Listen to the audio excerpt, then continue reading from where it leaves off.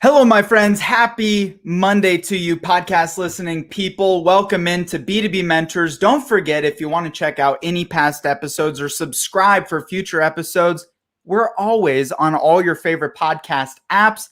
Just look up B2B Mentors. Please go to iTunes, leave us a 5-star review so others can find the show too. And don't forget to check out our partners over at activeblogs.com if you're struggling to get your content done, blogs, newsletters, social media content. I have a killer guest for you today, my friends, per the usual arrangement. That's what we do here. My friend Frank Agin is coming in to join us today. He is the president of AmSpirit Business Connection, an organization that empowers entrepreneurs, sales representatives, and professionals to become successful through networking. This world of networking that many people talk about, but most people don't understand at a scientific level like Frank does. He's host of the Networking RX podcast, a weekly short form podcast with insights and interviews related to better business relationships, and narrates Networking RX Minute, a micro podcast with daily ideas and inspiration. Frank is also the author of several books. I think he told me 10 books before he jumped online here, which is just insanity. Can't wait to talk about that, including Foundational Networking, Creating Know, Like, and Trust for a Lifetime of Extraordinary Success. I'm going to shut up now and I'm going to let the man tell you himself. Frank, what's going on, my friend? Welcome to B2B Mentors. Not a whole lot. I'm in awe. I mean, it's just the whole production front end of this thing is it's blown me away. This is great, Connor. It's all smoke and mirrors, I promise you. You know what? All life is smoke and mirrors, right? we're all the little guy behind the curtain in the Wizard of Oz, right? That's how it works. That's the beauty of being a podcast host, right? You know yourself. How many episodes have you recorded now? The micro podcast, I think I'm near 800, and the main one, I think I'm at 380, somewhere in there. I recorded. I did a couple this morning. Yeah. Well, consistency is the key, right? You just have, and I think most people start a podcast and they get to 10 and it hasn't changed their world and they're going to give up on it. And I just like, you know what? People are listening. I'm not worried about it. I'm just going to keep going. Even if it's one person that you can help out in the very beginning and then build upon that. You know, I read a stat. Most people don't make it past, I think it's like over 90% plus, don't make it past their 7th podcast episode. Yeah. So it's they see people out there who are successful with podcasting and then they get started and just, they don't see the magic, the immediate result, the money right away. And so they just kind of give up on it. Yeah. No, it's, but that's how people are. You see people jumping jobs, you see people doing lots of things. And it's just discipline, it's consistency, and that's slow and steady. That wins. Yeah. So I have a challenge for you. I read your bio, but kind of a high level. My challenge to you is to give you permission to brag about yourself a little bit and share a little bit more about your background, what led young Frank to where Frank is at in your life and career today. Yeah, that is a challenge because self-promotion is, I don't really particularly enjoy it. Anyhow, I grew up in the Upper Peninsula of Michigan, about 4 hours north of Green Bay. My dad was a college professor. I mentioned it the other day, and there was somebody who knew somebody who went to my high school, which is really kind of odd. But I went to a small college in Wisconsin. I just went there to go play football and did really well in school. And that led me to the Ohio State University to go to law school. I got into they have a joint degree program, law and MBA. So I got a law degree and a MBA from the Ohio State University. I left there and went into public accounting. I was his tax consultant, and it was a great job. It was great pay. It was great clients, great office, great everything, except it was taxes.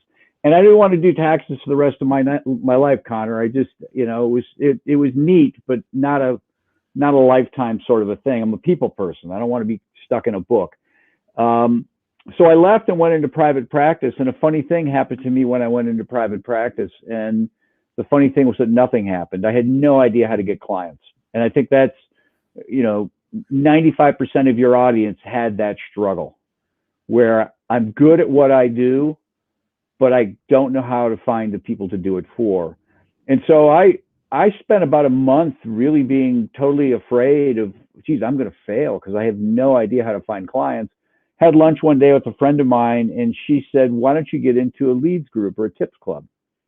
Again, had no idea what she was talking about, but that led me to an organization that brought together entrepreneurs, sales reps, and professionals on a weekly basis where you got to learn about each other and exchange referrals.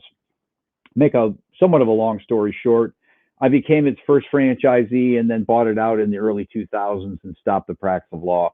So for the better part of, I guess, this century, this millennium, I have been helping small businesses and professionals become more successful, finding the introductions they need, the information they need, the opportunities they need through the relationships around them, and really have become what I'll call a student of professional relationships and business networking, because I just continually try and I educate people, but I really try to continue to learn about it because there's so much to learn out there.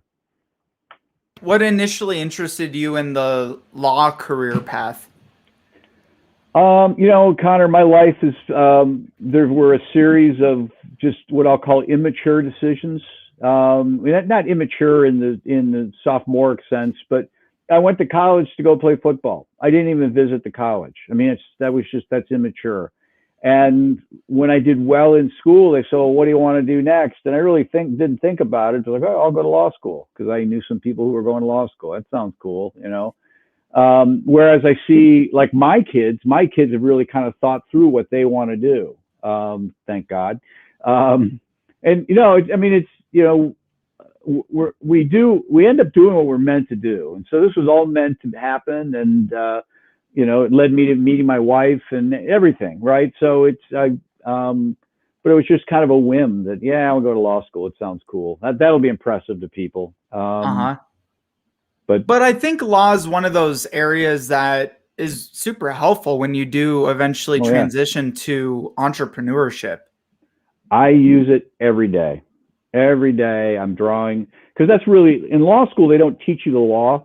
They teach you a way of thinking. Because the law is always changing, but they teach you a way of thinking and a way of trying to kind of work through, problems, how to find the answers. So I still use it. Learning how to effectively learn and understand how to read between the lines of business contracts and blah, blah, blah. If you're doing real estate or anything like that. Honestly, I kind of wish I had earned a law degree at some point in time. I think still pretty useful. So what led you to transitioning into actually going deeper into the world of networking and helping others with this, thing called networking that everybody knows about, but probably you probably define it differently. So maybe start with that. How would you define business networking in the world of networking? Well, I guess I bought the business that I bought really as an investment, and I didn't really understand networking. I was in it and it was working, but I didn't really understand why it was working. But when I bought it, then I really, people were turning to me as, hey, can you help me? And I'm thinking to myself, oh my gosh, I'm a little over my head here because I just bought this as an investment. I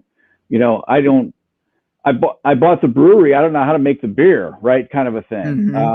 And so I really started to look into it. And really what networking is, it's really developing relationships.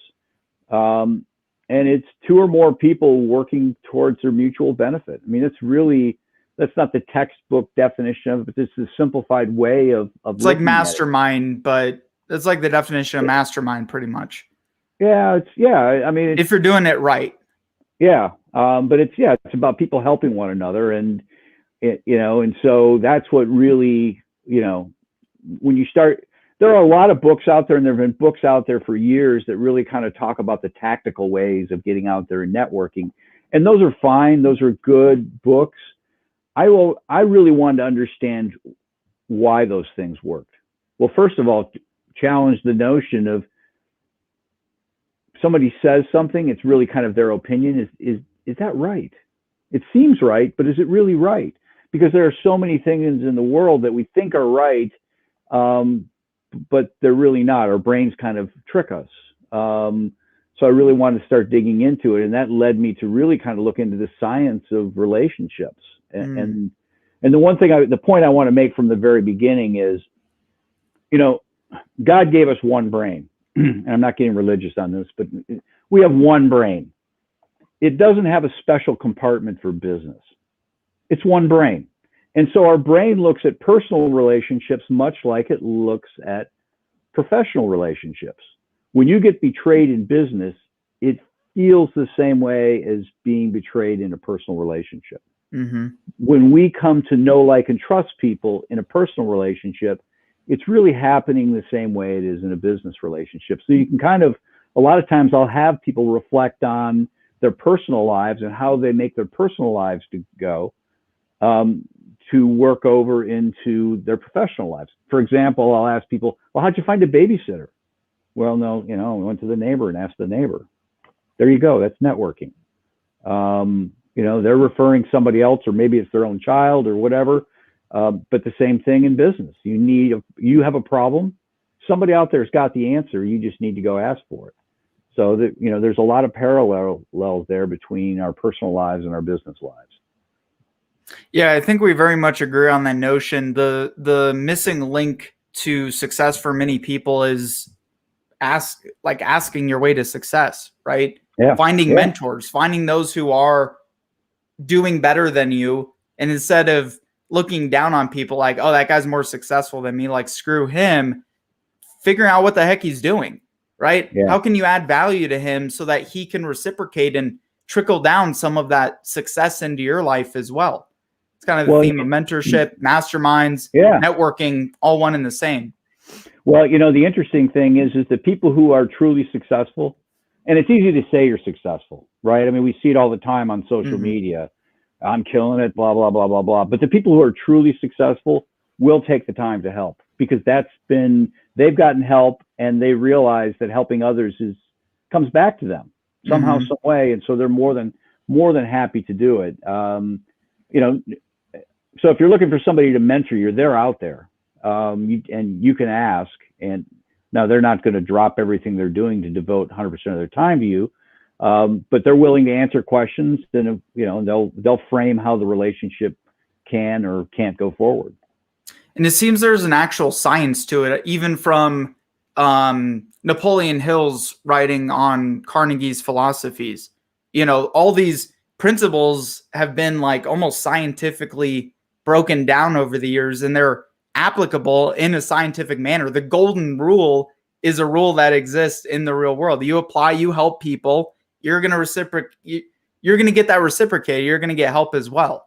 I'm curious, from all the hundreds of networkers you've helped out, put into your communities, and kind of scaled out across the country, what are some of the biggest mistakes people are finding in just, even though it seems so simple, building relationships?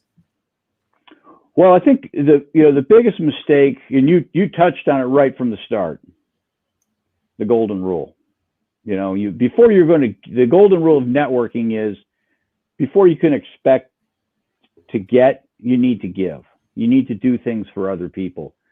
And I will see people out there, they'll kind of take the attitude, well, I'm not doing anything for anybody until somebody does something for me. It doesn't work. Long term, something might happen, or there might be exceptions, but generally speaking, people are looking for people who are doing things for others before they're going to jump in. The second thing, which is kind of akin to that, they might do something small and expect something big in return. And it's not tit for tat. And I guess another part is that they're not patient. They might do something, and when whatever they're looking for doesn't happen immediately, they will just throw their hands up and say, well, it doesn't work. And I always say networking works. It just doesn't work on the timeline you have set for it. It doesn't work on, and I guess to elaborate on that, you might do something for somebody and they might come back, or something might come back to benefit you 10 years later. It worked. It just didn't work the way you wanted it to work. Mm-hmm.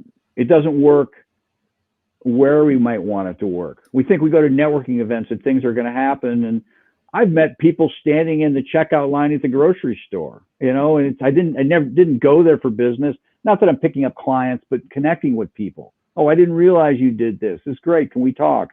So, it's not when, it's not where, and it's not how. I mean, you might go to that networking event thinking, okay, great. I'm here to get clients, come away totally empty handed, but have an insight on that great, inexpensive vacation. Somebody's got a Verbo, on some lake that the week you need it is open. Well, that's networking, and it's benefited you. Maybe not how you wanted it to benefit you, but it's benefited you. And so people grow impatient with these sorts of things. It's not an activity. Networking is not an activity. It's a lifestyle. It's just something you need to continually get after. And all the great people. Yeah. Golden Lewis nugget. Howes. Yeah. Have you ever read Lewis Howes stuff or listened to him? He talks about that. You just got to keep after it. He's a great example of somebody who just always trying to help. Well, he got his start in being a master networker and actually was putting LinkedIn, he's like, hey, I want to meet my LinkedIn connections offline and put, groups together. And it's worked out very well for him. So yeah, it's very akin. I mean, as generic as it may sound, but it's so true. It's much more akin to like you're planting seeds with the expectation trees are going to grow in the future. Some of them won't, some of them will die off, but it isn't a direct, you see the guy that just spams the shit out of his business card, whenever he meets somebody, he's so thirsty, it has the opposite effect. And I'm so surprised. I mean, I just went to a networking group last week here in town in Prescott, Arizona. And there's always those one or two guys that are just like, what do you do? What's your business? Here's my card. Take my card. Let's connect up for coffee and blah, blah, blah. Hey, if you're looking for, I do insurance or I do real estate. It's like same thing over and over. But I've experienced it myself. I'm younger, but I have connections I've made 4, 5, 6, 7 years ago that just now are kind of starting to come into fruition for something that's, monetary. So I think people forget that so much. Out of your books that you wrote, which one do you think is most relevant to today and the information people really need today? Well, I think they all have a relevancy because this whole notion of professional relationships and networking is really timeless. I guess to kind of get a little bit into the science, there's a famous anthropologist out there, Margaret Mead, and she was asked the question by one of her students, what was the first sign of human civilization? And as she pondered the answer to that, everyone's thinking, okay, clay pot, weapon, fishing, whatever. And her response was simply this, a healed femur. She said in the animal world, you don't see animals with healed femurs. Now, for those who are not familiar, the femur is the bone that connects the knee to the hip. And in the human world, probably with a lot of animals, without medical attention, it takes about 6 weeks, no weight on it, for it to heal. So when they came across the remains of humans that had healed femurs, they realized that humans were ready and willing to stay behind to care for somebody else. And the interesting thing about that is that DNA is really still within us. Well, it is within us. That's what's carried forward. And when we were, kind of a young developing species, thousands and thousands of years ago, tens of thousands of years ago, we lived in small tribes, and you got to know the people in your tribe, and you had to contribute to the people in your tribe to stay in that tribe. If you didn't, you were asked to leave. And so those are, when I start talking about the science, and there's a lot of studies on these sorts of things, current sorts of things, and things that are kind of more anthropological. But it really kind of delves into this whole notion that, we're hardwired to help one another. And, that's where, back to your example of somebody just kind of spamming you with their cards, they're missing the point. And we don't want to associate with those sorts of people. We want to associate with the people who have an interest in us. So it's, there's a lot to it. There's a lot to that subject that I think is very relevant. So when you start asking about books, I think back to, I guess it was my first professional book. I have a couple novels out there. Foundational Networking, really kind of gets at, it touches on those attitudes and habits that are quintessential for developing relationships. Being reliable. All those things really make a difference. Those are the things, helping other people. It's a huge thing that people look for. Even if I might not be helping you, but if you see me helping somebody else, you're going to have an affinity towards me. Liberty Mutual's got a set of commercials out there where it shows somebody witnessing somebody else helping somebody, and it just kind of daisy chains through the whole commercial. I don't know if people have seen it, but you can look it up on YouTube. And it's cute, but it's real. And they have done social science projects or studies along those lines where they get somebody doing something for somebody else, and next thing you know, it infects pretty much the whole room. Mm-hmm. Everybody's got this, their influence towards helping other people, and they don't even know it's happening. And that's it's all right up here. And so many people think this networking thing is very strategic and very calculated, and to a degree it can be, but it's really hardwired into us. And having relationships, like when you and I first talked, really anytime I talk to somebody, it's kind of like, okay, what's this about, right? You don't know me, I don't know you, where's this going? Where's my wallet, kind of a thing. I need to check, make sure that my wallet hasn't been stolen, kind of a thing. We met online, so obviously that's suspicious, but you know what I mean? It's like, okay, what's happening? But there's that moment where you're like, you know what? I like this person. What did I do throughout the course of our conversation that made you realize, okay, I can communicate with this guy, I can maybe trust this guy, or at least synergize with this random cat who connected with me on LinkedIn? Yeah, I can't put my finger on it exactly, because again, it's not that calculated. But there was a moment in the conversation where I realized, hey, this guy's just a podcaster like me. He's out there trying to make a difference in the world. And you know what? I don't know that it goes anywhere, but I can give this guy 15, 20 minutes of my time. And maybe there's a way I can help him. Maybe there's a way he can help somebody I know, and it all just kind of adds value to the world. And I didn't really ever worry about, okay, what's in it for me? But it was just kind of that point where we, just something triggered in me. It reminds me of this study that was done in Poland. They took this researcher was a woman, and they put her on the street, and she was supposed to approach 100 other women randomly. And she went up to 50 of them. This is the control group. She went up to 50 of them and said, "Would you buy a candle for me?" That's all she said. And she sold 3 candles doing that. And then she went up to the next, where she went up to another 50, and this is all done randomly. So, there wasn't 50 and 50, it was 2 here, 3 here, whatever.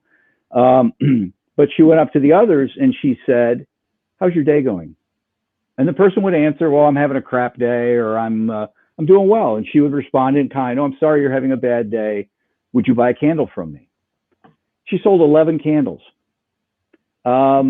And so that shows you that's the smallest conversation you can possibly have. And I think our initial conversation, it was a conversation. It wasn't you, "Hey, this is what I got. Do you need insurance? How about tchotchkes? You want to buy tchotchkes? Whatever it is. There was a conversation where what happened, and this is what happened in my brain, it's a shortcut. It's called heuristic processing, where the brain just says, okay, you can trust this person. And you can't put your finger on what it is. It's not something magical. It's something genuine in what you said and how you said it. So, you know. Well, I'll tell you the things I do intentionally always going into a conversation or relationship is taking genuine curiosity, whether it's a high school student, it's a billionaire, or, you know, someone in my family, is how can I find ways to curate more curiosity in the conversation? You build more rapport and relationship by asking other people more about themselves and being curious about other people versus trying to like present yourself, right? I could have gone straight into the conversation and be like, hey, Frank, I blah, blah, blah. I've done this, bing, bing, bing. You'd have been like, I don't give a fuck. What does that matter to me? Instead, we just had a genuine, curious conversation with one another and led to a relationship. Who knows where it's going to go, but doing this podcast alone is going to help people. So, it's proof right there, guys. Well, that's it. The other thing, the science shows is look for things you have in common. There was a study done out of University of California, Santa Barbara, where they had two people in the room. Well, actually three. One was a researcher and the other two, one was a confidant. They were in on the program. The other one was just there being studied. And they had a form to fill out. And the top of the form, they had to put their birthday because they were told that it was an astrological study. And the whole discussion was a ruse. The only thing that mattered was the birthday. And when the researchers said, okay, I'm going to figure out which of these packets to give you for the next phase of this, I need to know your birthday. And he would always turn to the confederate, the person who was on the study, and ask, when's your birthday? And that person took a peek at what the other person's birthday was. And half the time they would just come up with a random date. And the other half the time they would pick the person's birthday. Strategically. And so this is done with lots of people. And when all the instructions were given and they were given these packets, the researcher would leave the room and the confidant, the confederate, would say to the subject, hey, you know, I could really use some help. I wrote this 8-page paper on some obscure topic. I need somebody I don't know to review it and write a 1-page review. Oh, and by the way, I need it by tomorrow. Well, when the birthdays were the same, 40% of the time the person said yes. When the birthdays were different, it was like less than 20%. That's hilarious. So we have these things happening in our brains where we can kind of prime people. And so when you're having conversations, and I think that's part of our initial conversations, I remember us talking about podcasting horror stories. We still laugh about those things when we talk, right? And that's fun because that's our unique experience. We're fighting these people who are trying to get on our podcast, and they have no business on our podcast. You know, so we have this. We're in the same tribe, if you will. And that just kind of develops that affinity towards one another. Yep. Well, it's so funny too. I actually come to think of I just closed a client on Friday who's in their company name has the same numbers as my birth date. So 10/20, which wow. We just like, I'm like, you know, it's fate that we end up working together, right? And they're like, what do you mean? I'm like, dude, my birthday is October 20th. It's in your company logo, in your name. He's like, you're right. Let's do this thing. So I think where people go wrong is they try to manufacture that, like salespeople do too far on the opposite, and they try to like make it up. Or hey, I saw you're into golf. I also too enjoy golf, and blah. Like I guess they try to like versus genuinely building a relationship and then seeing where you kind of align. They try to coerce it in a way. I don't know if I communicated that correctly, but absolutely. It's a genuineness, and humans are smart. People think that they're tricking people. They're not. The issue is that people are nice, right? People are nice. I know when somebody's trying to scam me. I knew you weren't. I knew it was genuine. You can see it in people's eyes. people can fake a smile, but their eyes can't fake a smile. Yeah. And that's just one example. So there are things that are happening. You can kind of tell about people when they're truly interested and truly not. And in fact, when I find somebody is not genuine, it almost makes me more aggressive towards them, or just more on edge as to whether I want to deal with them. Mm-hmm. So it's the same thing. I had this conversation with my wife. She was going out to dinner with one of their vendors, and I said, yeah, the whole dinner thing is, it's just, they're just trying to build favor, right? They're trying to, that's we what schmooze and booze, and you sign the deal, Right. Yeah. And I said, I don't buy into that. I just, if somebody invites me out to dinner, I'll get the bill. I'll tell the person give me the bill. They're like, no. I said, no, I'm going to do it because I want to do business with people for the right reasons, right? I want to know you're the right person, and I don't want this dinner between us, right? I don't want, but that's just kind of understanding what's going on out there. And, some people it's genuine. I've had vendors through the years where it's been just totally genuine. Mm-hmm. But others where it's, hey, let's do lunch. It's like, yeah, I'm just not into that. How can people now in this remote world, obviously exacerbated by the last 24 months, 12 months, how long has it been since 2020? 18 months, something like that. How can people improve their virtual networking and rapport building skills? Well, I think the Zoom thing, or any, we can see each other. I have never met you. I didn't know you were in Prescott, Arizona, till you just mentioned it. And I say that we'll just use Zoom as a generic term. The only thing that Zoom doesn't solve are two things. One, it can't solve time. Right now the time here is 12:38 local time. For you, it's 9:38 local time, right? So it can't solve time. And the reason I say that, that's not a big deal, but I've got a friend over in Thailand. It's 12:39 local time there, AM. We're not having a conversation at this time. So that's the one thing Zoom can't solve. The other thing Zoom can't solve is it can't solve, I don't know how tall you are. But other than that, and it's not that it matters, right? 6'2", just an FYI. All right, I'm 5'10". But not that it matters, but if those are the only two things it can't solve, it solves everything else. I mean, we had a conversation. I could tell you were genuine by the conversation. So my advice to people with respect to the virtual world, Zoom is cheap, Teams is cheap. All these things out there are cheap. Invest in them. I think being on camera is maybe that point you're making too, because you can only do so much over the phone without visually seeing somebody, which is a step closer. Like in person, I still think there's an energy, force field that you emit that helps with the genuinity of communicating. But I guess video is probably the next best thing. It is. So I think there is something to it, and I'm sure people will study it. I mean, we have pheromones, and we do give off an energy, and you can see a little more with the body language and how people conduct themselves and stuff like that. But this is a great way to get started. And then you'll be like, what the hell, dude? You're not 6'2". You're like 5'8". But you don't know. I've got a friend out in California, Renee Piani. I met her through this whole thing. We've Zoomed 100 times. She's bigger than life. She's 5'2".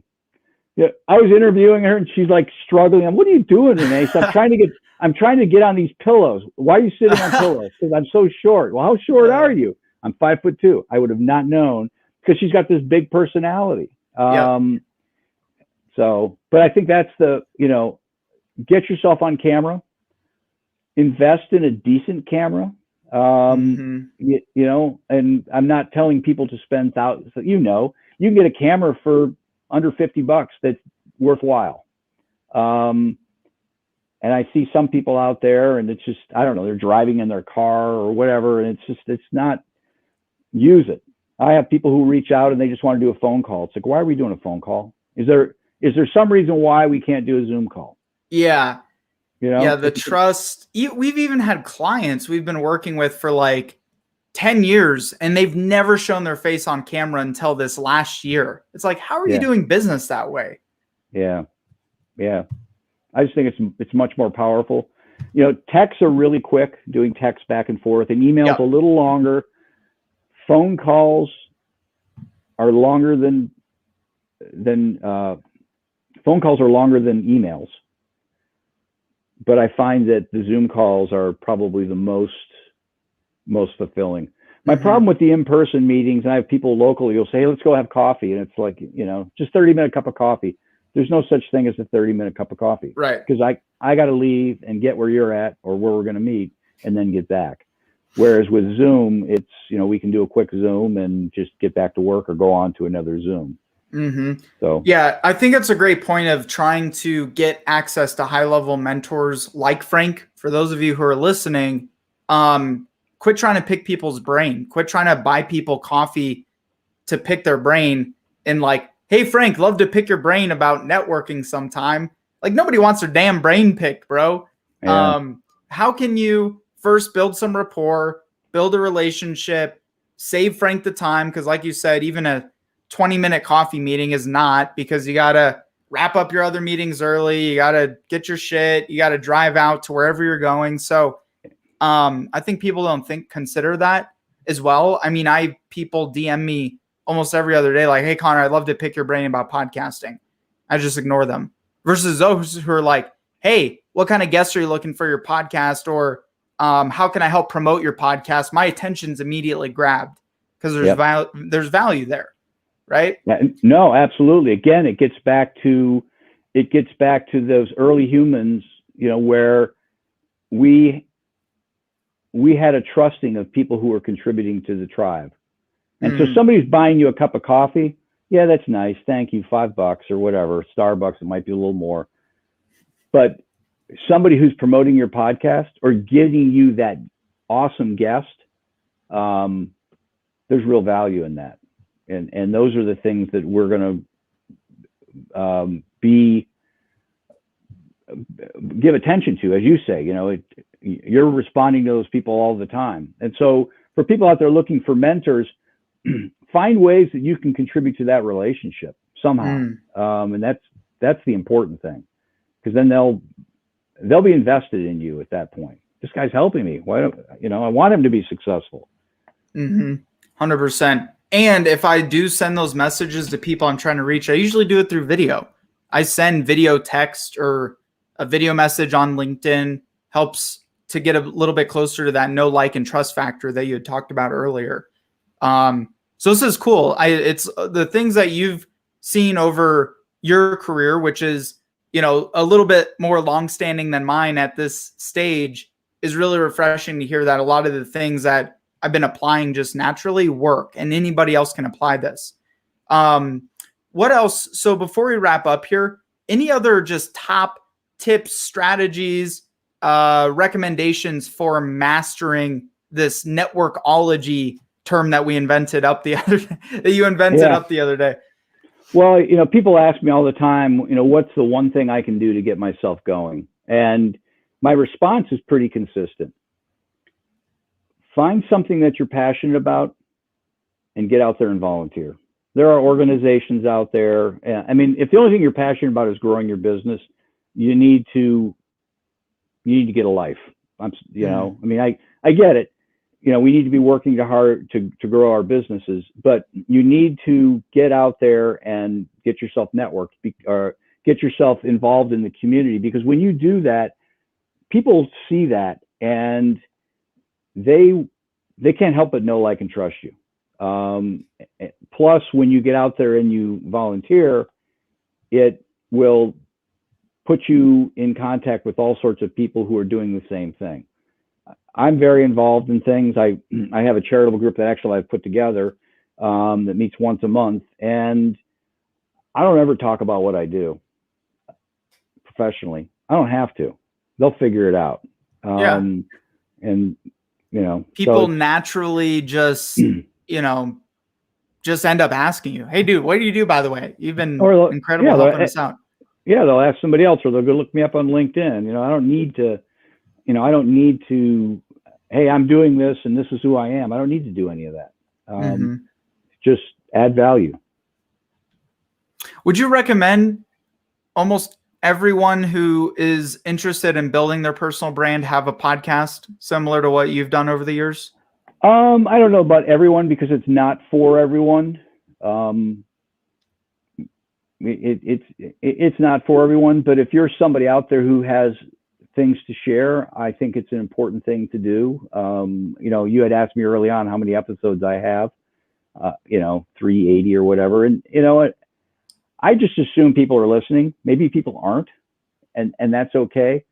But you made the point. It's just one person. I just need to impact one person. And I've had people who've come up to me, not strangers, but people I don't know well, and they'll mimic back to me something that I said, because it had an impact on them. And I think there are too many people out there that withhold the value they have for the world. They won't write a book. They won't give a speech. They won't do a podcast because they don't have the audience. And you don't have the audience first. You have the message first. Again, back to Lewis Howes. I mean, I've known Lewis for years. He didn't have an audience, but he had a message, and you just keep saying the message, and then more and more people come. He wasn't waiting for that audience to build before he was going to say something formally. He'd been doing podcasting for years. He was on LinkedIn. He was one of the first people on LinkedIn. So he was just there trying to help and help and help. And over time, he was building more and more of a following. Frank dropping just more gold nuggets. Guys, I hope you picked up on that too, is quit worrying about having the audience right now. All you have is the message. Just start getting it out there. Become a practitioner of getting your message out there. Then the audience comes.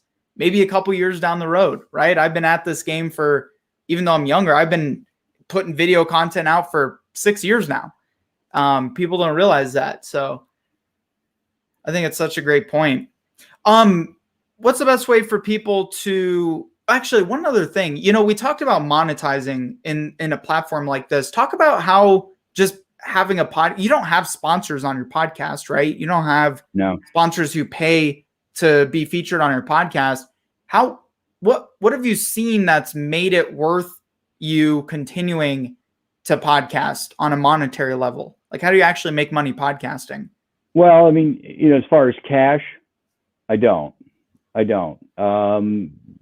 But it's a way for me to certainly give back, give my insights, share my insights.